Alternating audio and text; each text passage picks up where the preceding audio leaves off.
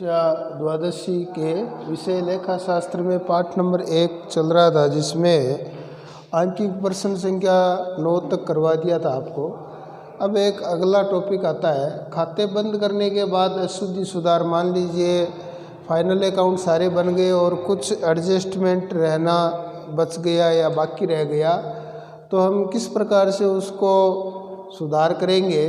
तो उसके लिए 2 प्रकार से सुधार कर सकते हैं। एक तो है एकल प्रविष्टि द्वारा, यानी केवल एक ही प्रविष्टि बना करके हम उसका सुधार कर सकते हैं, और दूसरा है लाभ हानि समायोजन खाता खोलकर, profit and loss adjustment account खोल करके हम वो समायोजन कर सकते हैं। तो ये 2 विधियां हैं। इनमें से जो पहली विधि है एकल प्रविष्टि द्वारा, उसके बारे में हम एक प्रैक्टिकल प्रश्न करेंगे जिससे आपको समझ में आ जाएगा।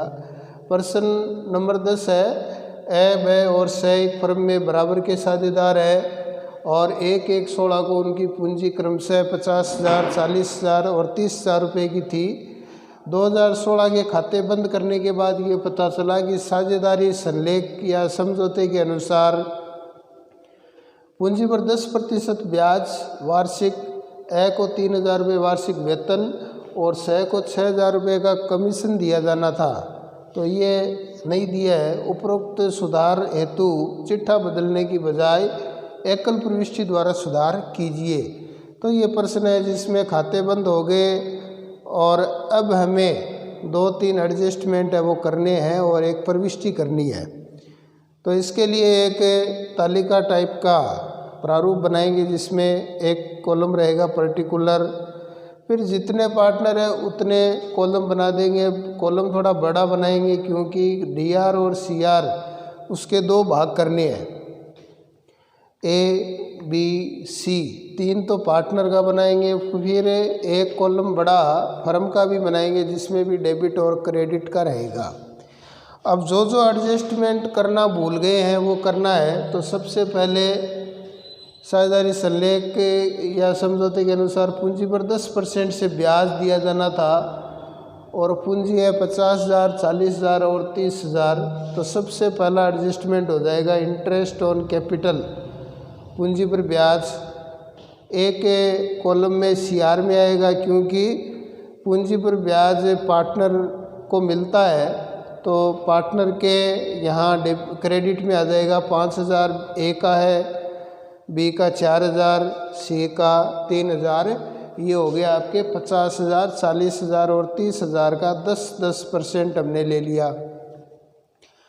फिर फर्म ये ब्याज जो है वो पार्टनरों को देगी, तो ये खर्चा हो गया फर्म के लिए।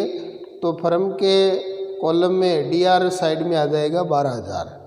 तो ये एक एडजस्टमेंट हो गया। दूसरा है सैलरी। सैलरी जो है वो 3,000 रुपये ए को मिलना था, तो सैलरी ये आपको ए के सीआर साइड में लिखना है 3,000, बाकी के कॉलम खाली रहेंगे। फर्म का जो है उसमें 3,000 रुपये डेबिट में आएगा क्योंकि पार्टनर के तो ये इनकम है लेकिन फर्म का ये खर्चा है। फिर तीसरा समायोजन है कमीशन का, जिसमें सी को मिल रहा है कमीशन, तो सी के कॉलम में सीआर साइड में लिख देंगे 6,000 और फर्म के डीआर में आएगा 6,000। ये 3 एडजस्टमेंट कर लिए हमने। 3 एडजस्टमेंट करने के बाद में फर्म का डीआर और सीआर इनकी जोड़ करें तो डीआर जो है वो 21,000 आ रहा है, जबकि सीआर में कुछ नहीं है। तो डीआर में आना का मतलब है कि फर्म को लॉस हो गया और इस लॉस को पार्टनर आपस में बराबर में बांट लेंगे क्योंकि इनका लाभ हानि विभाजन अनुपात जो है वो बराबर का है। शेयर लॉस 21,000 को तीनों में बांट देंगे बराबर, तो 7,000 रुपये प्रत्येक पार्टनर के डीआर में आएगा क्योंकि लॉस है। तो 7,000 ए का, 7,000 बी के और सी के 7,000 ये डीआर में लिख देंगे और फर्म का हो जाएगा सीआर में। तो फर्म का दोनों साइड बराबर हो जाएगा 21,000, 21,000।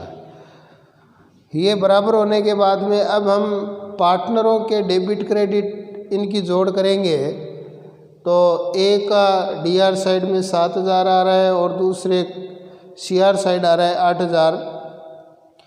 तो ए पार्टनर का CR साइड 1,000 से ज़्यादा है, तो हम एक एंट्री बनाएंगे जिसमें ए को क्रेडिट कर देंगे 1,000 से।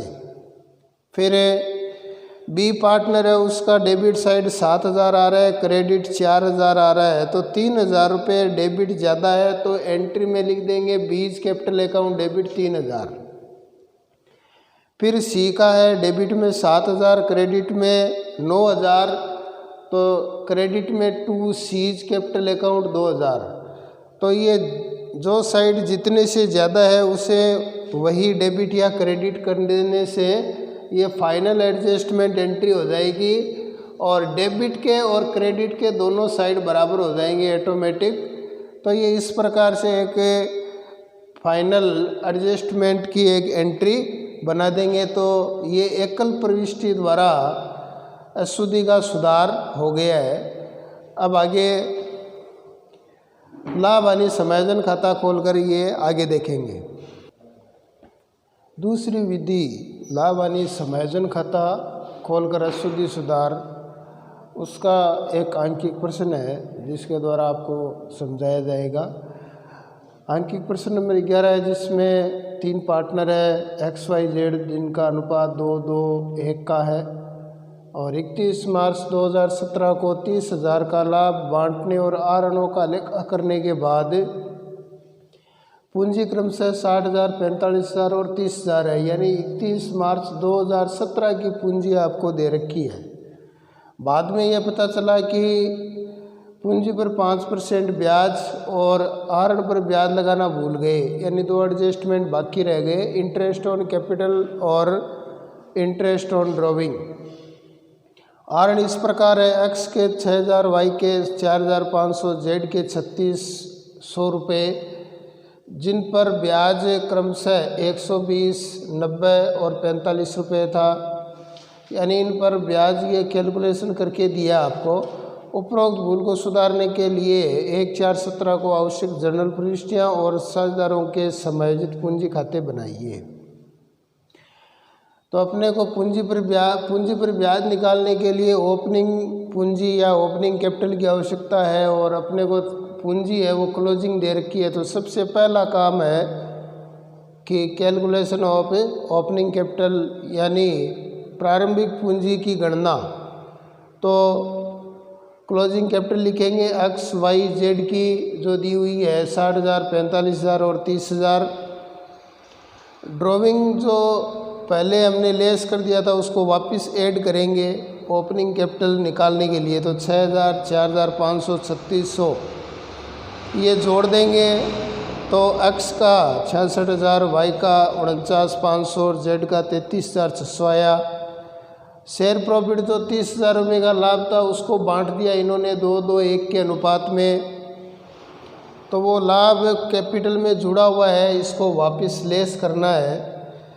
तो 30,000 को बांटेंगे 2:1 में तो 12,000, 12,000 और 6,000 आएगा, इसको घटा देंगे तो 54,000, 37,500 और 27,600 रुपये ये जो है वो ओपनिंग कैपिटल आ गई। अब इस ओपनिंग कैपिटल पर जो ब्याज है पूंजी पर वो 5% की दर से है। तो इंटरेस्ट 2,700, 1,875 और 1,380 रुपये ये जो ओपनिंग कैपिटल आया उस पर ब्याज अपन ने निकाल लिया 5% के हिसाब से।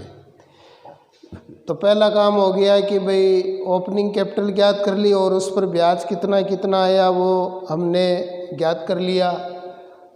अब हम बनाते हैं प्रॉफिट लॉस एडजस्टमेंट अकाउंट। इसमें केवल जो आपको सुधार करना है या जो समायोजन करना है उन्हीं का लेखा करना है। जैसे प्रॉफिट लॉस एप्रोप्रिएशन में आप सबसे पहले नेट प्रॉफिट लिखा करते थे, वो नेट प्रॉफिट नहीं लिखना है, केवल एडजस्टमेंट एंट्री ही करनी है।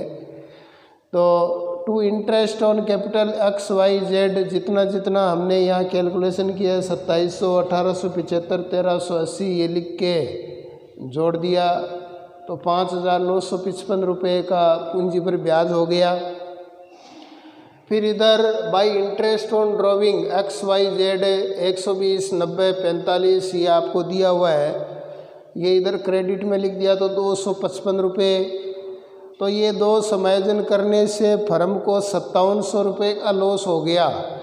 5955 में से 255 घटाएंगे तो 5700 रुपये का लॉस हुआ, और उस लॉस को 2-2-1 में इन तीनों पार्टनर में बांट देंगे। तो 2 शेयर लॉस एक्स का आएगा 2280, वाई का 2280 और जेड का 1180। तो ये लॉस हमने बांट दिया, दोनों साइड बराबर कर दी। अब हम जर्नल प्रविष्टि करेंगे। तो सबसे पहले जो प्रॉफिट लॉस एडजस्टमेंट के डेबिट में पूंजी पर ब्याज लिखा था उसकी एंट्री करेंगे। तो एंट्री हो जाएगी profit loss adjustment account debit to excess capital, to Y's capital और टू जेड्स कैपिटल। यानी इसमें ट्रांसफ़र की और इंटरेस्ट ऑन कैपिटल पूंजी पर ब्याज लगाने की दो अलग अलग एंट्री नहीं करके एक ही एंट्री करनी है।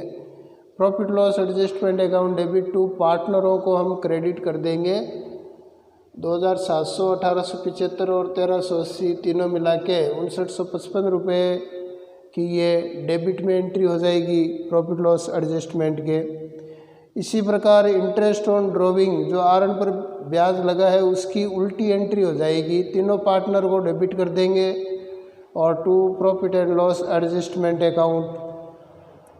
फिर जो लॉस हुआ वो लॉस बांटने की एंट्री हो जाएगी, तीनों पार्टनरों को डेबिट कर देंगे और टू कर देंगे profit and loss adjustment account 5700 रुपये से। तो इस प्रकार से दो समायोजन और तीसरी लॉस बांटने की 3 एंट्री हो जाएगी। अब आता है पार्टनर्स कैपिटल अकाउंट। इसमें सबसे पहले तो जो क्लोजिंग बैलेंस आपको दे रखा है 60,000, 45,000, 30,000 वही लिखेंगे बाय बैलेंस BD XYZ के कॉलम में लिख देंगे। फिर पूंजी पर जो ब्याज मिला है वो पार्टनरों के जमा हुआ है तो लिख देंगे बाय इंटरेस्ट ऑन कैपिटल 2700, 1875, 1380। फिर आरएन पर ब्याज के लिए डेबिट में आ जाएगा इंटरेस्ट ऑन ड्रॉविंग 120, 90 और 45। फिर जो लॉस हुआ एडजस्टमेंट करने से टू शेयर लॉस 2280 और 1140। क्रेडिट साइड में से डेबिट साइड घटा देंगे तो बैलेंस CD बचेगा 60,300, 44,505 और 30,195। तो इस प्रकार से लाभ हानि समायोजन खाता खोल करके इस प्रकार से सुधार किया जा सकता है। इसमें पहले हमने ओपनिंग कैपिटल कैलकुलेशन किया, उसके बाद प्रॉफिट लॉस एडजस्टमेंट अकाउंट बनाया, उसके बाद जर्नल प्रविष्टि और पार्टनर्स कैपिटल अकाउंट बनाया।